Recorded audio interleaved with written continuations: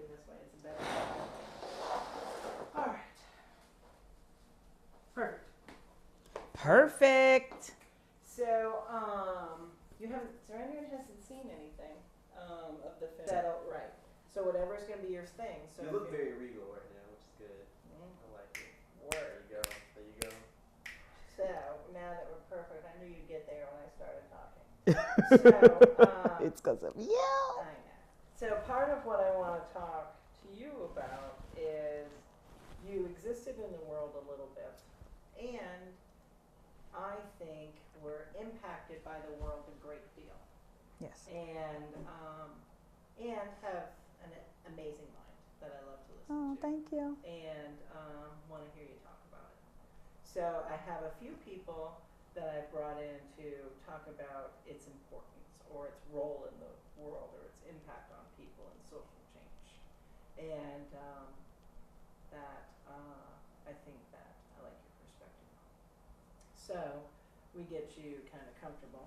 Why don't you talk about the old days a little bit in that, talk about when you were first introduced to the world of queer performance art. How were you introduced to it, and who were you then, and what were your firsts? Well, And who are you? Yes. I'm Zarandrian. I'm from New Orleans, the 504, the best city on the planet. Proudly Southern, residing in Harlem. Oh yeah, you. All right. Residing in Harlem. I didn't realize how Southern I was till I left the South. I was just always me. And I never felt like I was connected to I didn't feel like I was connected to performance art at all, really, because I didn't consider myself a performance artist. And I don't even know if I still consider myself an artist, but maybe I do. Performance art. Moxie, performance. Yeah. I don't remember your question. I was just wanting to know, for example, James Fancy, his first experience is when he saw a Dixie Pistol show, and then it inspired him. So you said you didn't. Well, I'm from New Orleans, and so New Orleans is a very queer city. And I've been seeing queer performance artists all my life, more than, so the music I listened to growing up, the music I listened to as a kid in high school was not the national music of my generation. I mean, I didn't grow up listening to as much the Pacs and the Biggies and all of these people. I grew up listening to Sissy Noby, Sissy Shannon. These boys were trans women or queer or whatever before it became a hot topic. New Orleans is just a queer ass place. Whether that is the architecture is deeply different. It's a queer meaning in this respect, meaning different, not gay. But everything is atypical in New Orleans. The way we look at gender and sexual, the way race shows up in the city. Like I could have somebody that looks like you, but is black and went to high school with me. It's crazy. And you don't think about it until somebody brings it up, that it's a queer city, but it's just because it just always was what it was. So I've been listening to queer performance artists my whole life, since cassettes were out, recording them off the radio. They were in the top 8 at 8 on Q93. I mean, my whole life was a big, array of queer artists. If you go to New Orleans, that's what it is. So, gay boys. So you were confident when you were younger as a result? I think so. I also grew up in a Christian home. So I don't know how confident I was around that. I mean, those two things collided, I think. But I didn't have difficulty coming out. But I think that's partially because I knew it wouldn't be a problem. But yeah. So when did you come out? When did you identify as trans or all? You've gone through. Let me ask you more broadly. You've identified a few different ways. Correct. In your lifetime. Correct. And did you find any of those identities, or did you search for any of those identities in the world of queer performance, either as a performer or going to these places? So what you talked about. So I think Moxie might have helped me see a glimpse of gender bending, is what I would say. So we had some people in Moxie that were gents and ladies. And I was like, oh. Because I think sometimes the counter of that is that in the South, you often have to choose between dichotomies.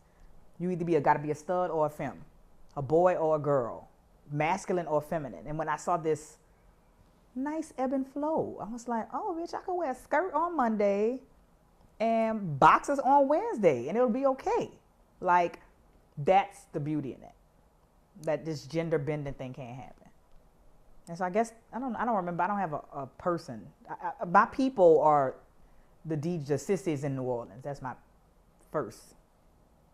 And it's interesting because they're male, which is, when that collides with sexuality, can be bad. But there are no, for example, trans men artists in New Orleans that's rapping. Like, that's not, all of them gay boys or trans, or they call themselves sissies.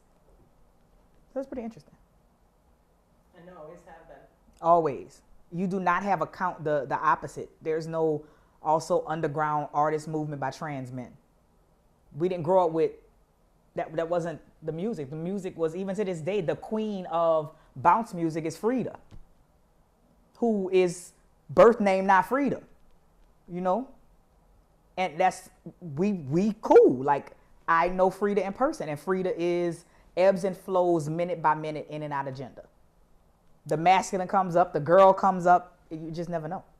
And that still continues to give me permission or whatever to be all these things. Because I'm not always a girl. I don't really identify as a boy, but I'm not always she and woman. It depends. You could see me at 10 o'clock tonight and get another energy. The energies come up. Spirit does what it does, and I'm cool with it.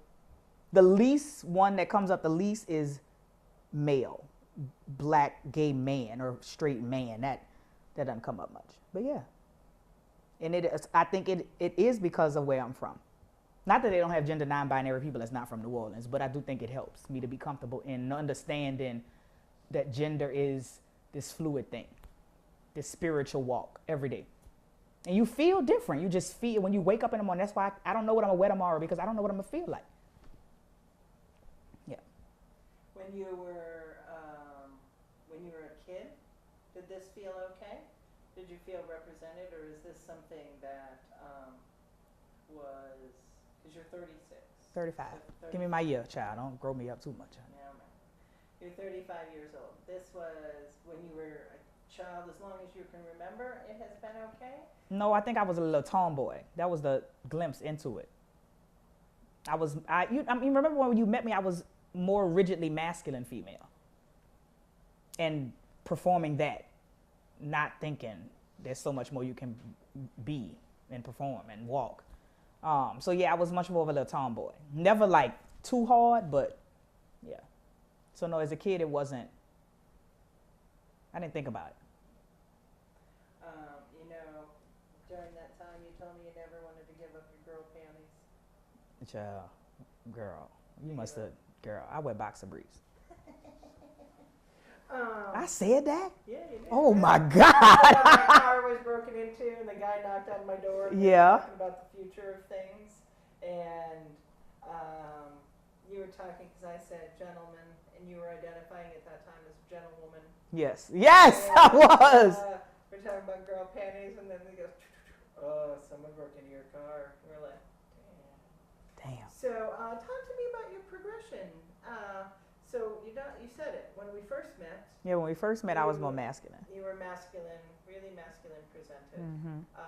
Talk about your journey and the influences of that performing art, going into the art world, the people you met through the art world, the community, etc. How that had its impact, and then talk about it. Everybody needs the art world. It is the space. It's crazy. It is a singular space that anything goes. It's, even if you're straight, it's still, you're queer as fuck if you're in the art world. Like, it just is what it is. You're going to be queer as fuck. Even if your sexuality is like, I'm a girl, I like boys. You're queer still. Fuck, you're queer. So that, like I said, it gives you this space to be like, subliminally and like non-overtly absorbing messages. Like, oh. I forgot your question. That was perfect. It doesn't matter. 'Cause Oh, that's yeah. all I want you to do. You just said it like people. Our message is comedian says art is a yes conversation, whereas activism is a no. Conversation. And maybe that's why I never identified as an activist. I can't get around that part. I think that might be it. That's brilliant. I fucks with you. Maybe that's why I never identified as an activist, but an artist who might do work around social justice change. But yeah, my evolution. So I used to be a little hard, kind of hard stud, I guess. I did identify as a stud. But I don't think I had detached my gender from my sexuality back then. It was just always about gay, not gender and what that is. And I didn't really think about it. I went to all-girl high school, I went to all-girl college, and even to this day, people be like, okay, do you still go to like Spelman events? And I'm like, yes, I needed the space of what that is. The world says that is girl, but at 35, I still need the space that is that place, even today. So when I go to homecoming and reunion, it's not because I'm a girl going to reunion, it's because I'm an alum who still needs this thing to be. And it's feeding a part of my gender. But back then, in college, I thought I liked boys. I think boys are great, but not like that. And when I first started working with you, it was like more masculine, but I still hadn't been scrutinizing gender. Still. I don't know if I really started scrutinizing gender until the past like 3 years. It's newer.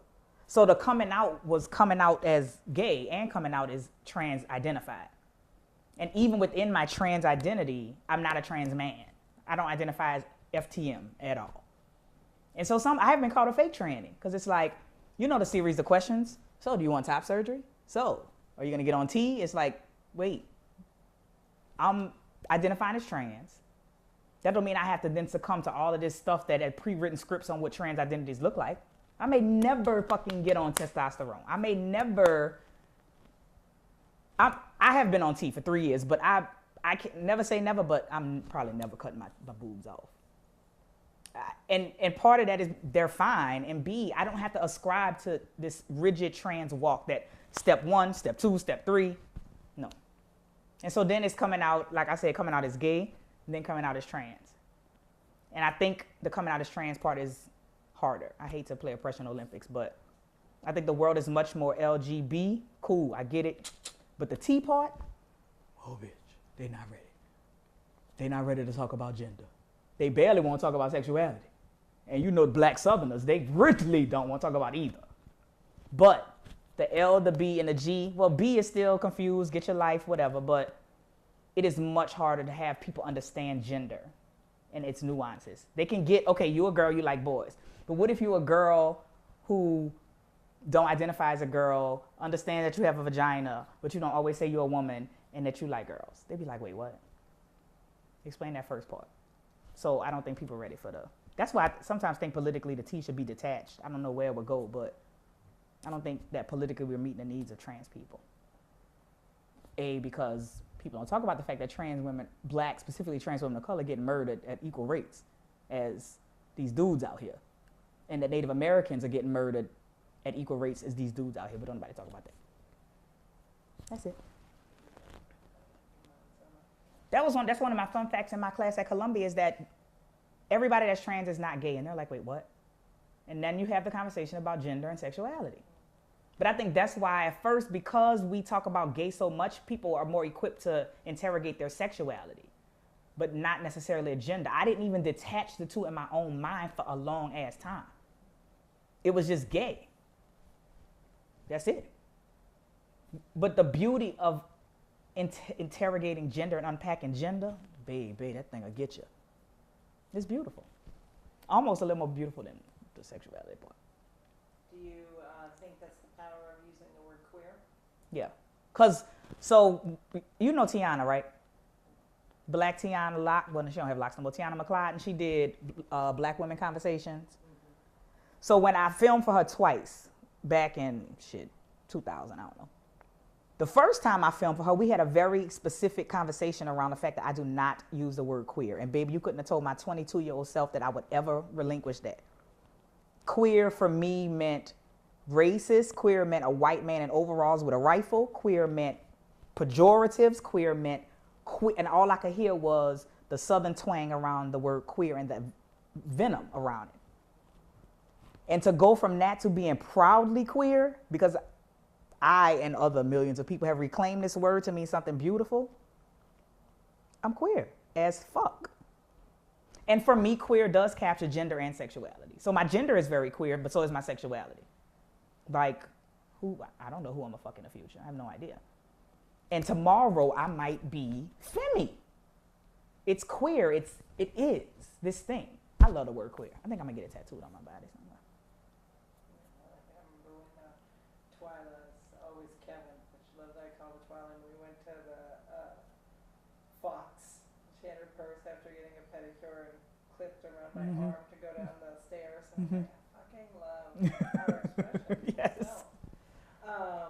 So you, oh God, you said two things that reminded me. So you were talking about,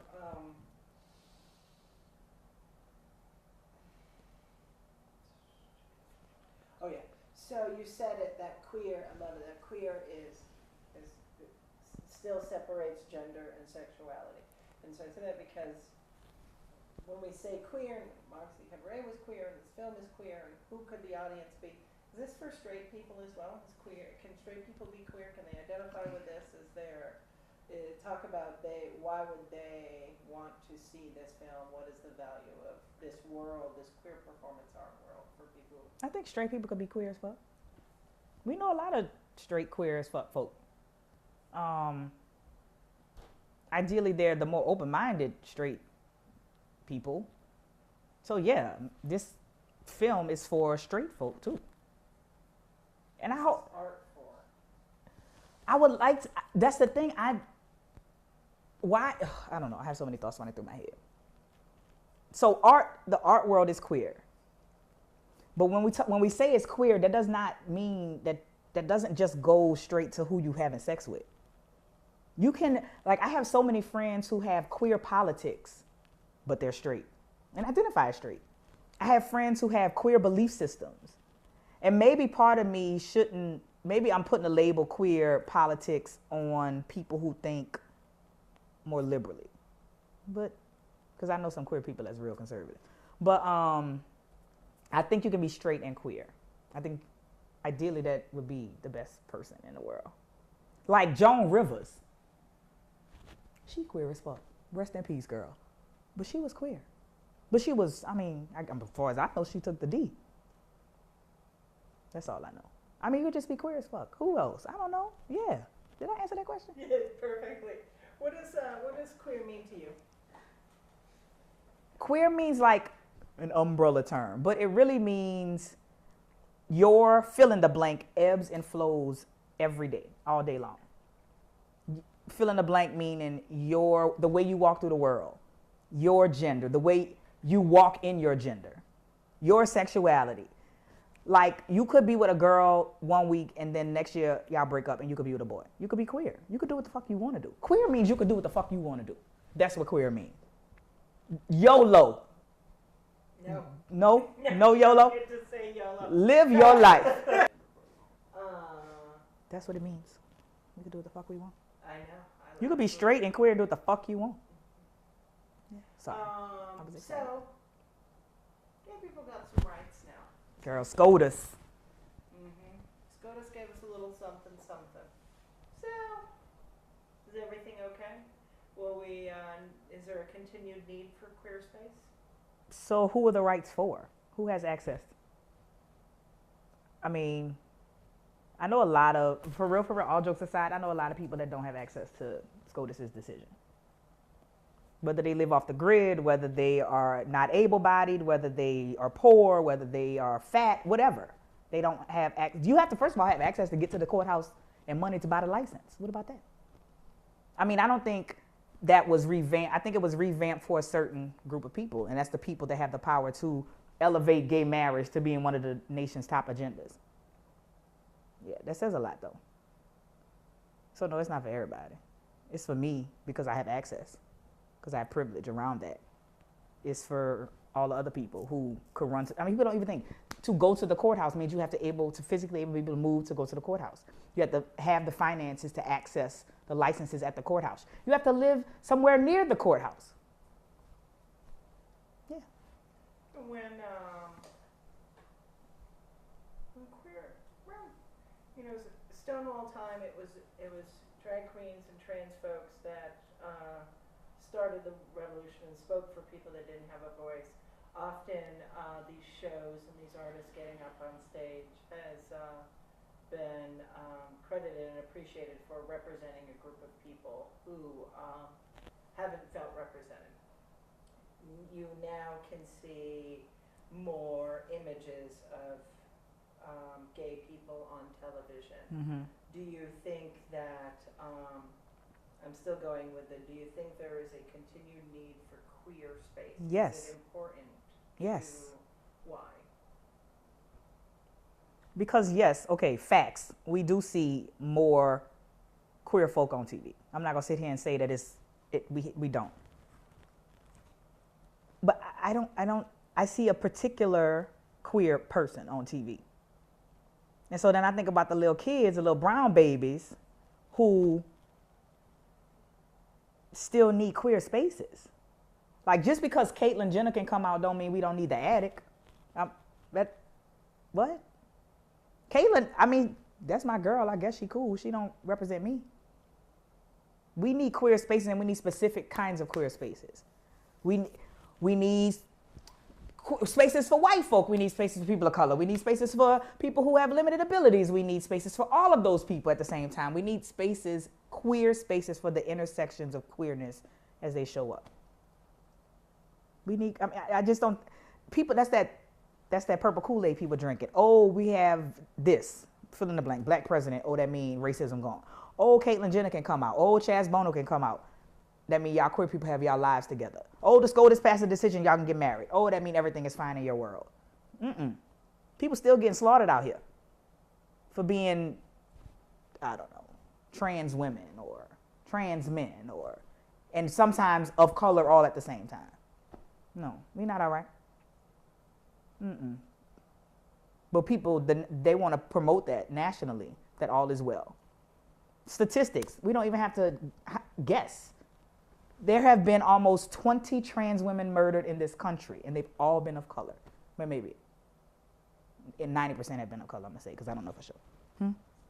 17 been murdered? Color. Out of 20, right. Yeah, right. I'm sorry. We still can get married, though. Remember Derek Bell's Faces at the Bottom of the Well? And the guy was talking about symbols. He's like, you got MLK Day now. Yeah, I still can't do this. Still can't do that. I mean, yeah, the Confederate flag is gone in the capital of South Carolina. People still die. Specifically because they're trans and black. So, like, people want to pretend like, oh, it's happenstance that they happen to be black and trans or Latina and trans and murdered. No. And we can look at researchers showing us the way in which trans women are murdered is heinous. It is deranged. They are dismembered. Not shot, nice. They're stabbed, which is very different from the typical murders we see. Homicide we see primarily by guns. These men are not killing these trans women via guns. It's not even nice like that.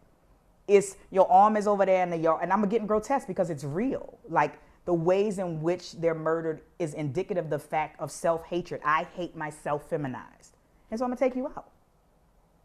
And I hate myself so much that I'm gonna take you out in like the most grotesque way ever. No, that's different than how these black boys get murdered in the streets. They're getting shot by white cops. But all of this is under the same supremacist structure. Like, let's be clear. It's all rooted in the same shit, but it still comes out differently. That makes sense? Exactly. Unfortunately. Exactly so. It's interesting you said that about they don't want to see themselves feminized. But are they straight? Okay, good. You didn't say. These men. Good. Donna Troca talks about men not liking drag kings and maybe masculine percent of women, because they cannot they cannot accept that masculinity can be put on. It's something that Oh, is, yes. That's real. is privilege. So it's interesting that you say both sides of that But still means that feminization is controlling masculinity in some way. That's probably the root of the problem. I can put it on, a feminine being can put on masculinity and consume it. I also think that that masculinity gets upset when it chooses to give itself up for femininity. And I think that's what trans women do every day, is give up the golden ticket. And masculinity and patriarchy is like, fuck you. What do you mean you're choosing to give up what everyone should want in exchange? But what are you saying about femininity? So when I consume masculinity, that's why it's easier for trans men. It's differently a struggle, but it's you don't see goo-gobs of trans men get murdered. You don't. And there's a reason. Masculinity is the golden ticket and says everyone should want me. So of course a girl's gonna want to be a boy. But why would a man say no to masculinity in exchange for heels and breasts and cutting off a dick? Why would a man do that? And because you shouldn't do that, I'm gonna chop your body up. That's what I'm gonna do for you. Because you fucking with me, like, at all costs. What role do you think art and performance art has played, and can play in changing and making a difference, either via empowering the audience or saying things that need to be said? It's like one of the best vehicles. It gives you permission to fuck with everything. What if you like a little, I don't know, 11-year-old kid sitting in the audience for the first time, and you feel something, or maybe you don't, or maybe you hate trans women because you hear it, and you sit in the audience and you see an amazing play that then makes you be like, one little thought, maybe it's just okay. Maybe it's not that bad. Maybe you sit in the audience like, that's me, and it's giving you permission to one day, instead of being the man who's murdering because he hates himself, you're the man who's like, girl, yeah, I'm gonna wear my tutu. What if that one place shifted someone's mind? Like, that's how interpersonal change happens all the time.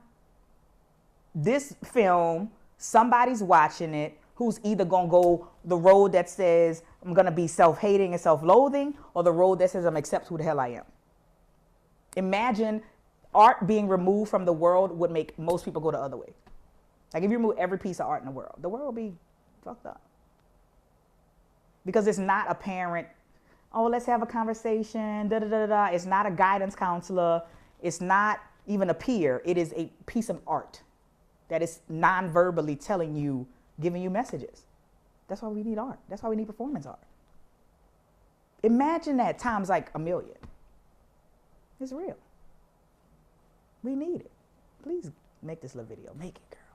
Thank you, babe. You're welcome. What's your favorite performance you've ever seen? I haven't missed Alvin Ailey in 15 years. And my favorite piece of Alvin Ailey is Revelations. It's my favorite. Yeah. It's like, it's the same thing every time. It's not the same, but I was like, really, you gonna see this 15 times in a row? The same? Yes. People love it that much, and Revelations is exactly what they love that much. Yeah. Because there's a queerness in spirituality. There's a queerness in praising. There's a queerness in the men on stage with their balls bulging. I mean, that's queer. It's queer. And so it gives a little black person from New Orleans permission to be queer. Like, it's everywhere. Even in Alvin Ailey, who was what? Queer. Hello. Judah Jemison was his muse, but he was gay. Yeah. You have questions? No, we're gonna ask. Huh? I said not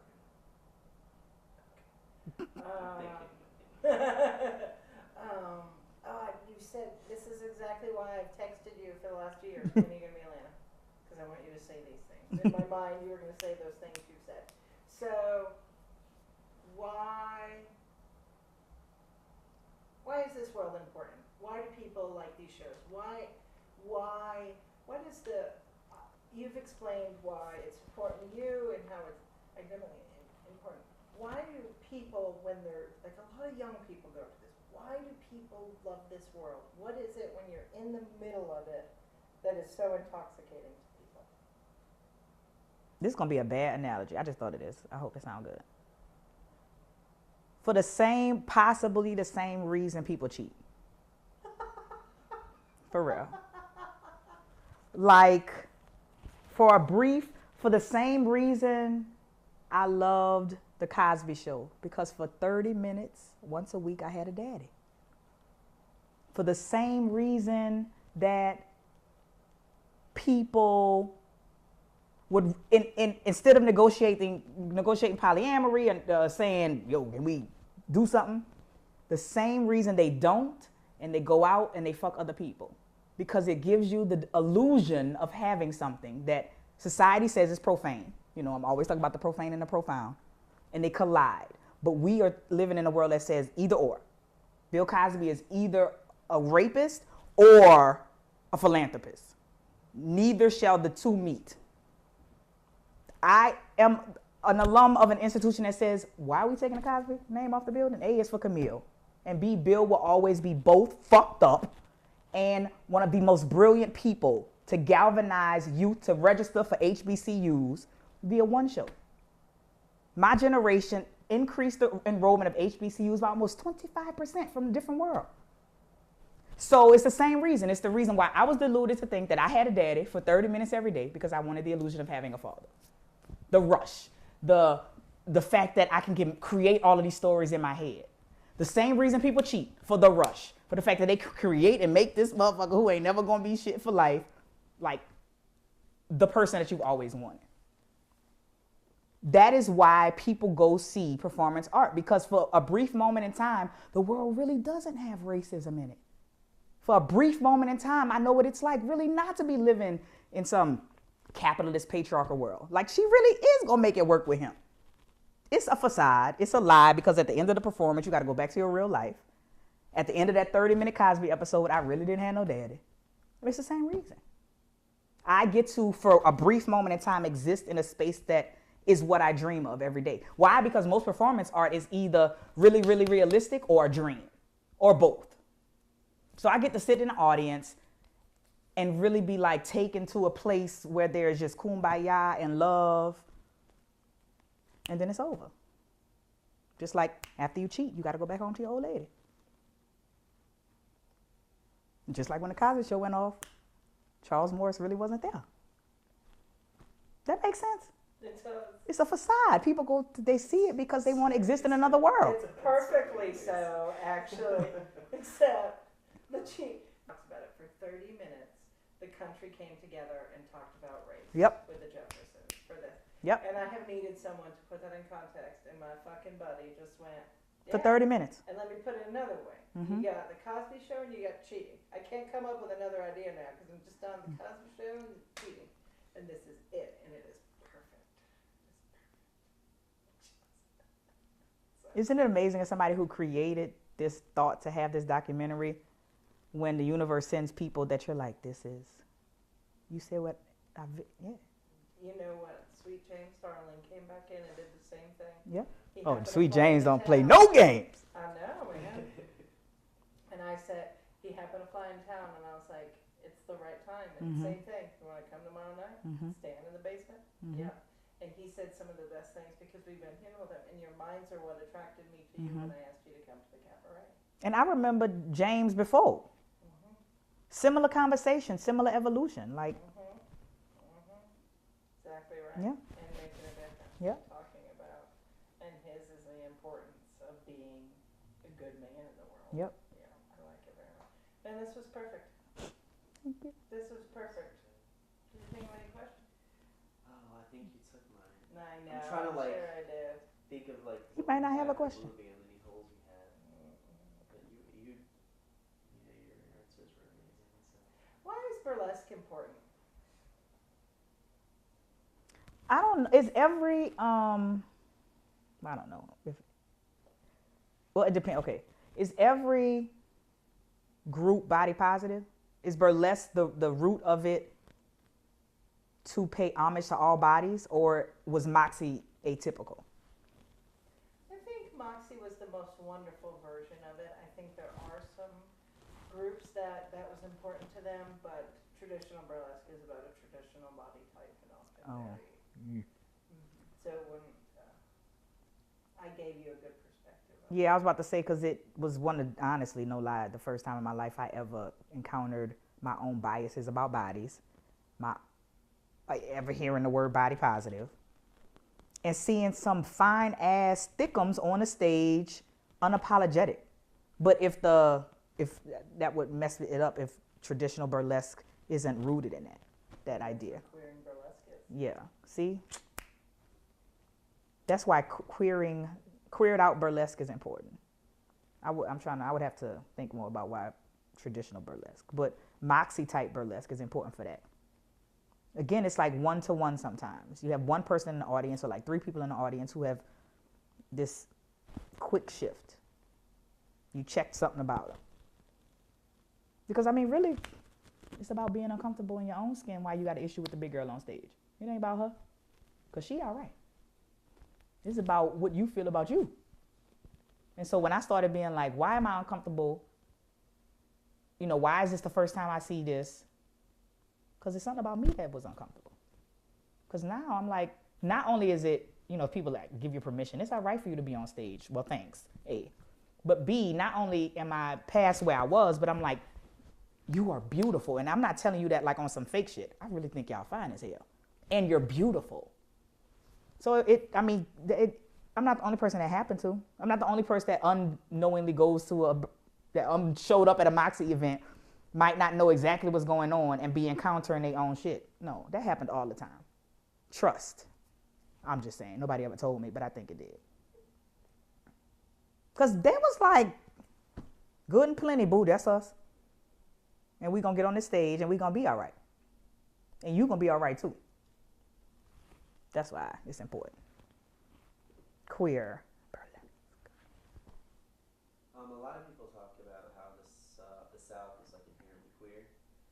You talked about this a little bit about New Orleans, but you know, live in Harlem now, and you say you didn't realize how southern you are until you went to Harlem. So I left the South, period. Right. So, what makes the South in general the South? Like, what is there something that you think that's inherently queer about the South of just New Orleans that's not in the rest of the country that makes these people more, I guess, bold in their queerness, in their queer identity than the rest of the country? Like a lot of I don't know. I can't pinpoint one thing. It could be the land that the South is on. It could be the fact that Native Americans been honoring queer folk for a long time and we just sitting on their land and absorbing hopefully some of their goodness. It could be that. Is there something unique about Southern queerness? Yes. Yeah. I think it is. I don't want to say it's less bold, but also less fearful, also sweet. It's all things Southern combined with all things queer. And so even some of the things, although I hate respectability politics for the most part, but even some of the respectability makes it sweeter. I don't know. I feel like, and I don't want to stereotype the North, but I feel like the North is more harsh. I feel like the North is more figure it out. Just like I told you, I didn't know what I was made of until I got to New York. New York is not the first place I've lived in the North, but New York has grown me up. And I think that even some of that sweetness helps gel in a different way than the harsh. Like, I get why a lot of people from New York make it and are famous, because you got to learn that. And we have no sense of time below the Mason-Dixon line. I'll get that when I get there. And that's not always going to work. But I think that all of those things help Northern queerness be what it is. And I'm biased. I'm from the South. So, of course, I'm going to think Southern queerness is better and sweeter and nicer. But I think those niceties and that Southern manna stuff helps Southern queerness be what it is. It's just more rough. Do you think it's harder to be queer in the South? Yes. sometimes depends on where you are. I think it's easy to be gay in New Orleans, but maybe like at Montgomery might be a little different because it's not just the South; it's many Souths in the South, like a spectrum of Southerns. Ness is, yeah. How many alls in front of y'all? All y'all. Perfect. Anything that you want to say that I haven't asked? Good job, There we go. Heather. Love ya, Heather. Heather, what's your pronouns these days? What is my Heather? She. She. Heather. I'm a girl. Love you, girl. I know, it's like saying girl. That was Oh, fun. you're perfect. Oh, My I'm getting God, old. you're so perfect.